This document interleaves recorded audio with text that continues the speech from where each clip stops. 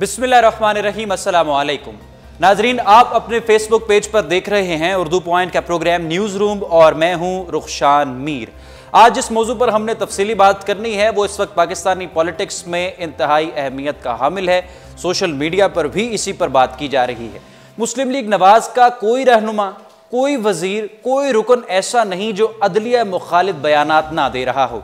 मरियम औरंगजेब साहिबा की आपने कल की स्पीच सुनी, वो भी यही कहती दिखाई दी कि पार्लियामेंट पर हमला किया जा रहा है, पार्लियामेंट का कोई तकद्दुस नहीं रखा जा रहा, पार्लियामेंट को वो इज्जत नहीं दी जा रही, मुंतखब नुमाइंदों को वो इज्जत नहीं दी जा रही।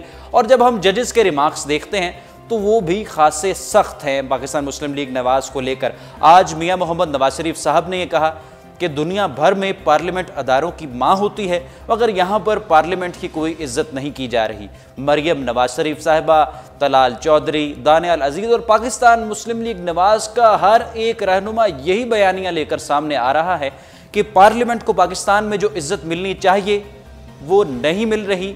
पाकिस्तान में पार्लियामेंटेरियंस के साथ अच्छा सलूक नहीं किया जा रहा। जो अदलिया है वो पार्लियामेंट मुखालिफ फैसले दे रही है, पार्लियामेंट की इज्जत नहीं की जा रही। और इसके जो दूसरी अगर आप तरफ देखें तो जजेस के जो रिमार्क्स हैं वो भी कुछ सख्त हैं। और जजेस जिस तरह से पार्लियामेंट को तो नहीं कहेंगे, क्योंकि नवाज शरीफ साहब के खिलाफ जो फैसला आया है वो यकीनन पार्लियामेंट के ख़िलाफ़ नहीं आया। और नवाज शरीफ साहब या शहबाज शरीफ साहब या इनकी फैमिली में से अगर किसी और पर मुकदमात चल रहे हैं तो यकीनन वो पार्लियामेंट पर नहीं चल रहे। आज पाकिस्तान तहरीक इंसाफ के चेयरमैन इमरान खान ने यह कहा है कि अगर आइन और पार्लियामेंट के ख़िलाफ़ ये जो प्रोपेगेंडा किया जा रहा है मुस्लिम लीग नवाज़ की जानिब से, उनका ये कहना है, पाकिस्तान तहरीक इंसाफ का ये मौक़िफ़ है कि नवाज शरीफ और मुस्लिम लीग नवाज़ इस बयानिए को उजागर करके सामने लेकर आए हैं जिस तरह से, वो पार्लियामेंट के नुकसान में है और वो पार्लियामेंट के ख़िलाफ़ है। और आज इमरान खान का ये कहना है कि अगर पार्लियामेंट के ख़िलाफ़ इस तरह से साजिश बंद ना की गई, जजेस के ख़िलाफ़ इस तरह से जहर उगलना बंद ना किया गया, जजेस को इस तरह से टारगेट किया जाता रहा, तो वो लोगों को मोबिलाइज़ करेंगे, उनको इकट्ठा करेंगे और फिर सड़कों पर ले आएंगे। यानी एक और धरना होगा, एहतजाज होगा। इमरान खान साहब का ये कहना है। अब पाकिस्तान इस वक्त कहाँ पर खड़ा है और जो मुस्लिम लीग नवाज़ की तरफ से बार बार बयानात दिए जा रहे हैं अदलिया के ख़िलाफ़, आप कह लीजिए, या इस तरह से ये तासुर दिया जा रहा है कि अदलिया टारगेट कर रही है पार्लियामेंट को और मुस्लिम लीग नवाज़ को, इसमें कितनी सदाकत है और इससे पाकिस्तान को कितना नुकसान हो रहा है और अब इसको कंट्रोल किस तरह से करना है। हमारे साथ प्रोग्राम में मौजूद होंगे सीनियर तज्ज़ियाकार इरशाद भट्टी साहब, जिनके तज्ज़िये आप जियो टीवी के प्रोग्राम रिपोर्ट कार्ड में पढ़ते हैं और उनके कॉलम्स भी आप पढ़ते हैं। उनसे ज़रा राय लेते हैं इस मौजू पर कि मुस्लिम लीग नवाज़ इस तरह का बयानिया सामने क्यों लेकर आ रही है और इसमें कितनी सदाकत है। क्या पाकिस्तान में वाकई इस वक्त पार्लियामेंट को टारगेट किया जा रहा है और जजेस को लेकर जो बातें की जा रही हैं मुस्लिम लीग नवाज़ के रहनुमाओं की जानिब से, अराकीन की जानिब से, वज़रा की जानिब से, उनमें कितनी सदाकत है। हमारे साथ टेलीफोन लाइन पर मौजूद हैं सीनियर तज्ज़ियाकार इरशाद भट्टी साहब। सर, बहुत शुक्रिया, आपने अपना कीमती वक्त दिया। जी उर्दू पॉइंट के तमाम नाजरीन आपका प्रोग्राम रिपोर्ट कार्ड में आपका तज्ज़िया भी सुनते हैं, आपके कॉलम्स भी पढ़ते हैं, ट्विटर पर जो आप ट्वीट्स करते हैं उसको भी फॉलो करते हैं। भट्टी साहब, आपसे ये जानना चाहेंगे हम उर्दू पॉइंट के लाइव ट्रांसमिशन में, इस वक्त जो मुस्लिम लीग नवाज़ की जानिब से एक तासुर दिया जा रहा है कि पार्लियामेंट मुखालिफ फैसले किए जा रहे हैं अदालत में और अदलिया सिर्फ इस वक्त नवाज शरीफ को, मुस्लिम लीग नवाज़ को टारगेट कर रही है और सोची समझी ये सारी एक प्लानिंग है, आपका इस पर क्या मौक़िफ़ है, आप क्या समझते हैं? देखिए, पहली बात तो ये कि पार्लियामेंट मुखालिफ फैसले तो हो ही नहीं सकते, क्योंकि पार्लियामेंट सिर्फ मियां मोहम्मद नवाज शरीफ साहब का वजूद तो नहीं है ना जी, या शरीफ फैमिली तो पार्लियामेंट में नहीं है ना, मरियम साहबा पार्लियामेंट का हिस्सा नहीं है, शहबाज शरीफ साहब को हुदैबिया में और नवाज शरीफ साहब को सुप्रीम कोर्ट बरी कर चुकी है, इनके बाकी जो एक मियां मोहम्मद नवाज शरीफ साहब हैं, बच्चे उनके गैर मुल्की हैं, वो पार्लियामेंट का हिस्सा नहीं है। तो एक मियां मोहम्मद नवाज शरीफ साहब हैं जिनको 5 फोरम पे सुना गया था और उन्होंने 3 मरतबा अपनी कानूनी टीमें भी तब्दील की थी और ये पहले मामला पार्लियामेंट में ही आया था। अगर पार्लियामेंट किसी पंजाबी में आते हैं ना, किसी जोगी हुंदी ते आगे ना जाता। और फिर अनवर ज़हीर जमाली साहब चीफ जस्टिस थे, तो मियां साहब ने खिताब में उनको जुडिशल कमीशन बनाने के लिए खुद खत लिखने का कहा था और खुद खत लिखा था, खुद उन्होंने इस तरफ पार्लियामेंट सुप्रीम कोर्ट की तरफ आए थे। کورٹس ہمیشہ یاد رکھیے گا میرٹ پہ فیصلے کرتے ہیں، جو پروفس ہوتے ہیں، ان ثبوت ہوتے ہیں، ان پہ فیصلے ہوتے ہیں. میں اکثر کہتا ہوں کہ اگر میاں محمد نواز شریف صاحب کو وہ کہتے ہیں آج سپریم کورٹ یہ فیصلہ دے دیتی ہے کہ ہم ان کو 1 مہینے کے لیے نااہل کرتے ہیں، تو مجھے وہ بھی منظور ہے. اگر احتساب عدالتیں ان کو بری کر دیتی ہیں تو مجھے وہ بھی منظور ہے.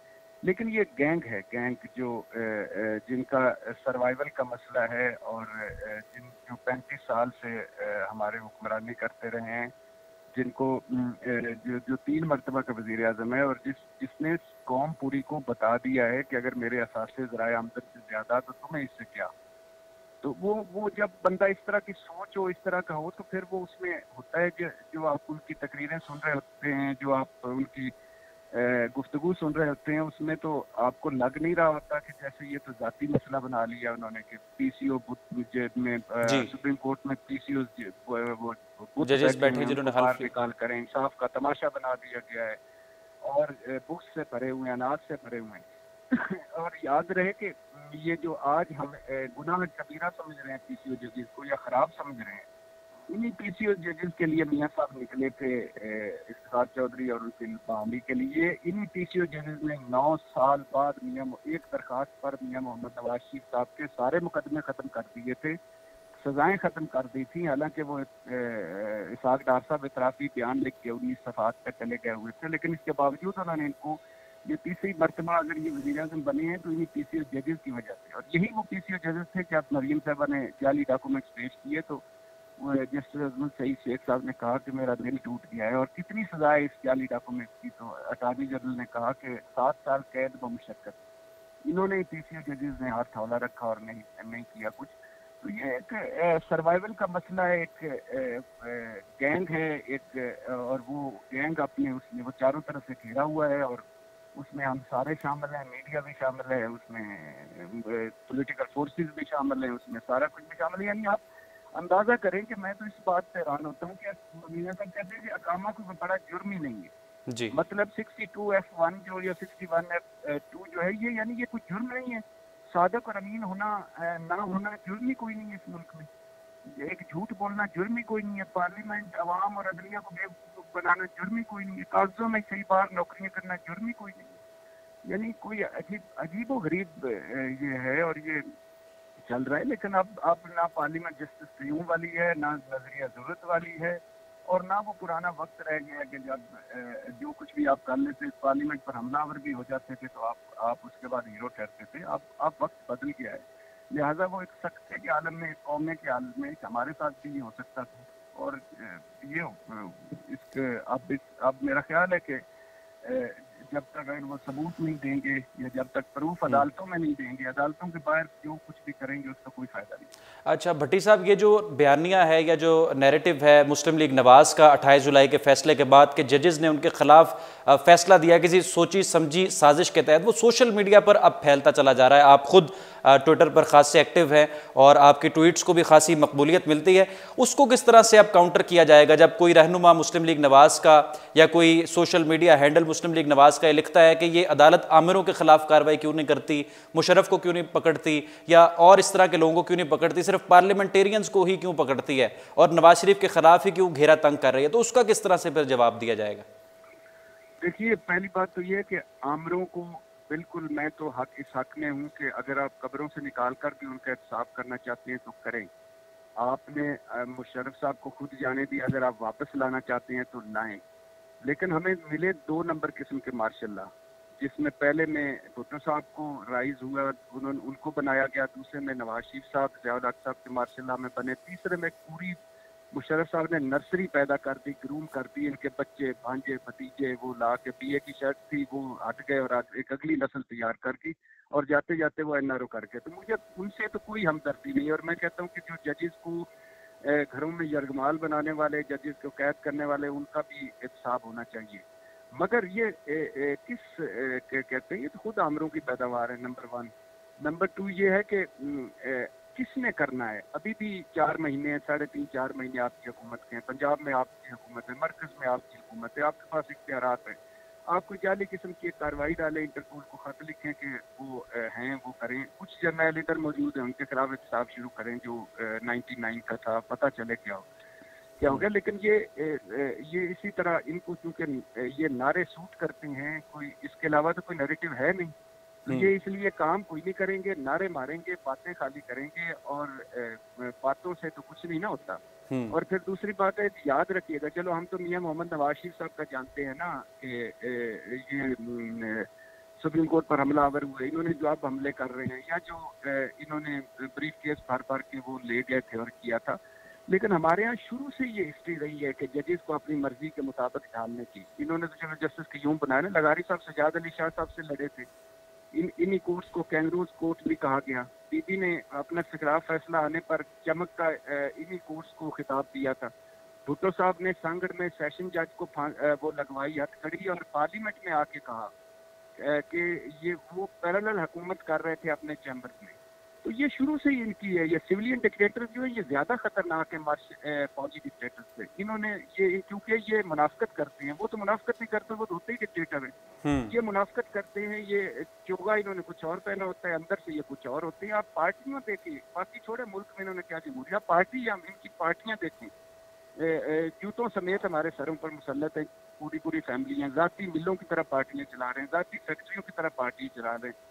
چودھری نثار 35 سال سیاست کے بعد وہ اتنا تنگ ہوا, وہ مریم سے سائڈ پہ ہو گیا کہ میں مریم کی اتنا حبس ہے اور اتنی گھٹن ہے اس پارٹی میں کہ وہ سائڈ پہ ہو گیا کہ میں ان کو میڈم یا سر تو نہیں کہہ سکتا. نہیں, چودھری نثار نے ایک مرتبہ کہا, میرے پاس ایک اور چھوڑے سوشل میڈیا پہ میرے پاس ایک ہے کہ جس میں میاں صاحب بیٹھے ہوئے ہیں, مریم صاحبہ بیٹھی ہوئی ہیں, اور ایک کھانے والے کے کوئی رہنما مسلم لیگی, وہ کہتے ہیں کہ میں میاں صاحب کو قائد اعظم سمجھتا ہوں اور مریم صاحبہ کو فاطمہ جناح سمجھتا ہوں, اور اس پہ تالیاں بجتی ہیں. اور مجھے دکھ زیادہ یہ ہوتا ہے کہ نہ مریم صاحبہ کچھ بولتی ہیں, نہ نواز شریف صاحب کچھ بولتے ہیں. یعنی وہ بھی سمجھ چکے ہیں کہ یہ میرے ساتھ فاطمہ جناح بیٹھی ہیں اور میں قائد اعظم بیٹھا ہوں. تو ایسے لوگوں کا کیا کیا جائے, یہ لا علاج ہو چکے ہیں, یہ لا علاج مرض ہے. یہ وہ نہیں ہوتا, پہلے گولی سے, پھر انجیکشن سے, پھر آپریشن. یہ گینگرین ہے اس معاشرے کی, اس کو کیا کیا جائے, اس کا رونا ہی رویا جا سکتا ہے. جی ٹھیک ہے. اچھا ارشاد بھٹی صاحب, آپ کو چونکہ پتہ ہے 28 جولائی کے بعد اب نواز شریف صاحب جس طرح سے آئے اور جلسے اور جی ٹی روڈ پر ریلیاں, وہ ایک یہ تاثر دینے کی کوشش کر رہے ہیں کہ وہی اس ملک میں ہیرو آف ڈیموکریسی ہیں, اور جمہوریت کے لیے وہ ایک جنگ لڑنا وہ لڑ رہے تھے جس کا تسلسل توڑا گیا, اور اب اس جنگ کو وہ کنٹینیو کیے ہوئے. اور جس طرح سے مریم اورنگزیب صاحبہ نے کل کہا کہ نواز شریف صاحب ایک نشہ ہیں, نواز شریف صاحب ایک نظریے کا نام ہے جو خیبر تک کراچی اب پھیل چکا ہے. تو آپ کی گفتگو سن کر تو یہ لگتا ہے کہ آپ کے جس طرح سے آپ سمجھتے ہیں کہ نواز شریف صاحب تو ایک اصل ڈیموکریٹ نہیں ہیں, یا وہ ہیرو آف ڈیموکریسی کہلانے کے لائق نہیں ہیں. آپ کیا سمجھتے ہیں, آپ کا تجزیہ کیا ہے کہ پاکستان میں جمہوریت کے لیے کس لیڈر نے قربانیاں دی ہیں؟ یعنی مجھے میری باتیں سن کر آپ کو یہ بھی لگتا ہو کہ جو نشہ مریم صاحب اورنگزیب صاحب پہ چڑھا ہے وہ بھی مجھے نہیں چڑھا, یا میں نے شاید جمہوری اچار کھا لیا کہ ابھی تک مریم صاحب نہیں کھا سکتی اور میں کھا گیا, اور اس لیے میں نشے سے محفوظ رہا. کیا یار کیا کرتے ہو, کوئی بھی کون سی جمہوریت ہے اس ملک میں. یہ اب ایک ایلیٹ کلاس ہے جو ایک 2-4% لوگ ہیں. آگے اگلا بھی دیکھیں نا, وہ سندھ میں دیکھا ہے تو ایک اونٹنی کی قبر کے گرد وہ 7 چکر لگا رہے تھے اور رش لگا ہوا تھا وہ سانس بند کر کے. ایک ساتھ دلی کی قبر تھی پیر صاحب کی, اس کے خلاف سجدے ہو رہے تھے. یہ وہ قوم ہے جو کنٹینر میں گرتا ہے وہ تیل کا تو 200 بندے جل جاتے ہیں مفت کنٹینر وہ لینے کے لیے. یہ وہ قوم ہے جو رائے ونڈ کے محل کے سامنے بچہ پیدا کرتی ہے, رکشے میں گزرا والا بچہ پیدا کرتی ہے, ڈیچ جو گجرات میں بچہ سڑک پہ پیدا کرتی ہے فٹ پاتھ پہ, مگر پھر بھی وہ آگے جہالت ناچ رہی ہے اور اوپر یہ مکار لوگ بیٹھے ہوئے ہیں. کون سی جمہوریت ہے اس ملک میں. یہ میاں صاحب کا رائز جمہوری ہوا تھا, جنیجو صاحب کو جب انہوں نے ہائی جیک کی, پارٹی جمہوری طریقے سے کی تھی. پھر جب آپ کو ایک ان کی جمہوریت کی اور مثال سناتا ہوں, آپ نے سنی ہوگی, یہ جب سرور پیلس جدہ چلے گئے اور ان کی جگہ پہ جاوید ہاشمی صاحب ماریں کھا رہے تھے اور وہ جیلیں کاٹ رہے تھے, تو ایک کیسر محمود شیخ ہے ایم این اے اب ہوا ہے وہ ادھر سے چنیوٹ سے, وہ ہاشمی صاحب کی مدد کرتا تھا, کبھی کوئی کھانا لے آتا تھا, کبھی کچھ کرتا تھا, پارٹی میں ان کے کہنے پہ کسی کو پیسے دے دیتا تھا. تو نواز شریف صاحب نے ان کو لندن بلوایا, شہباز شریف صاحب بھی بیٹھے ہوئے تھے, بیگم کلثوم صاحبہ بھی بیٹھی ہوئی تھی. تو شہباز شریف نے کہا کہ تم کرنا کیا چاہتے ہو, بڑا حیران ہو. اس نے کہا کیا غلطی ہوئی سر. انہوں نے کہا تم ہماری مقابلے پہ ایک لیڈر کو پیدا کر رہے ہو, لیڈر بنا رہے ہو, یعنی تمہاری یہ جرأت کہ تم ہمارے مقابلے پہ ہاشمی کو لیڈر میں. اس نے کہا سر وہ جیل میں آپ کی جگہ پہ ڈٹا ہوا ہے, انہوں نے کہا نہیں بند کرو یہ. تو وہ ہاشمی صاحب نے زندہ تاریخ میں اپنی کتاب میں یہ لکھا ہے کہ اس کے بعد پروفیسر محمود شیخ صاحب آئے اور انہوں نے کہا میں معذرت چاہتا ہوں، میں آپ کنٹینیو نہیں رکھ سکتا. یہ ہے ان کی جمہوریت. چودھری نثار کے پاس ابھی بھی ایک وہ چٹ پڑی ہوئی ہے کہ جو انہوں نے جب خوشامد ہونے لگی ایک کیبنٹ میں تو 6-7 وزیروں کو دیکھ کے انہوں نے کہا کہ میاں صاحب، انہوں نے کہا کہ اس پہ بین کریں خوشامد پہ اور ان کو سزائیں دیں. تو میاں صاحب نے لکھا چٹ، وہ آج بھی ان کے پاس ہے، یو انسلٹڈ می. یہ ہے ان کی جمہوریت. جمہوریت میں کبھی کوئی جمہوری تاریخ میں مجھے بتا دیں، کسی جمہوری تاریخ میں، آپ تو زیادہ مجھ سے جانتے ہوں گے، کہ کسی 3 مرتبہ کے پرائم منسٹر نے کہا ہو کہ میرے اثاثے اگر ذرائع آمدن سے زیادہ تو تمہیں اس سے کیا. اگر یہ کہا ہو تو میں بھی اگلے دن میاں دے نعرے وجن کے میں بھی جلسے میں ہوں گا اور آپ کو میں لائیو وہاں سے کال کروں گا. اگر کوئی کہیں کسی ملک جمہوری ملک میں یہ کہہ دیا ہو، یہ جمہوری تھوڑی ہیں، یہ تو ڈکٹیٹرز کی بھی بگڑی ہوئی شکلیں ہیں. بڑی درست اور جامعہ گفتگو کی، اور یقیناً آپ ہم سے زیادہ جانتے ہیں، سینئر تجزیہ کار ہیں. آپ نے اپنی رائے سے اردو پوائنٹ کے ناظرین کو آگاہ کیا. بہت شکریہ ارشاد بھٹی صاحب اپنا قیمتی وقت دینے کے لیے اردو پوائنٹ کے ناظرین کو.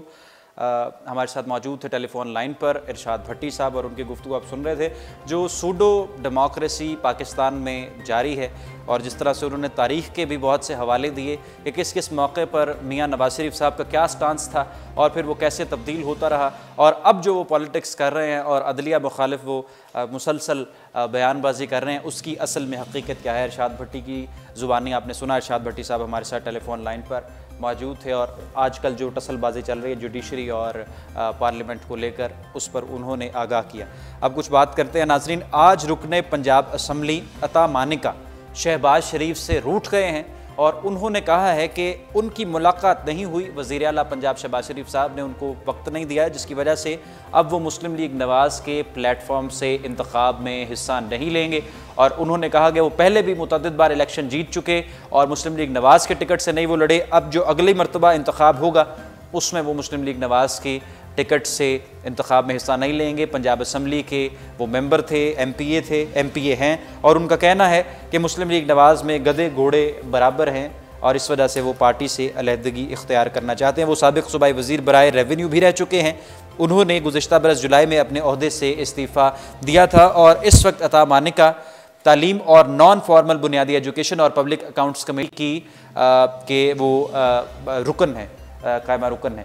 اور ایک بڑی ڈیولپمنٹ ہوئی ہے انٹرنیشنل لیول پر. پاکستان کے خلاف جو پروپیگنڈا کیا جا رہا تھا اور امریکہ کی جانب سے جو پاکستان کو واچ لسٹ میں، ٹیررزم واچ لسٹ میں ڈالنے کی کوششیں جاری تھیں، وہ ایک مرتبہ پھر سے ناکام ہو گئی ہیں. اور اجلاس میں پاکستانی وفد کی قیادت D G finance monitoring unit Mansoor Shah کر رہے ہیں. 6 روزہ اجلاس پیرس میں جاری ہے، اور اس میں امریکہ کی طرف سے، ڈونلڈ ٹرمپ کی طرف سے کوشش کی جا رہی تھی کہ پاکستان کو دہشت گردی کی واچ لسٹ میں ڈالا جائے اور دنیا کو یہ بتایا جائے کہ پاکستان جو ہے دہشت گردوں کی پشت پناہی کرتا ہے، دہشت گردوں کو فنڈز فراہم کرتا ہے. اس کے لیے ایک کمیٹی انہوں نے تشکیل دینا چاہی اور پاکستان کا نام ڈالنا چاہا، مگر اس میں امریکہ کو واضح ناکامی دیکھنے میں سامنے آئی ہے اور امریکہ اس میں ناکام ہوا ہے. پاکستان کا نام دہشت گردی کی واچ لسٹ میں نہیں ڈالا گیا. یہ آج کے اہم موضوعات تھے جن پر ہم نے بات کی، تفصیلی بات کی. ارشاد بھٹی صاحب بھی ہمارے ساتھ موجود تھے.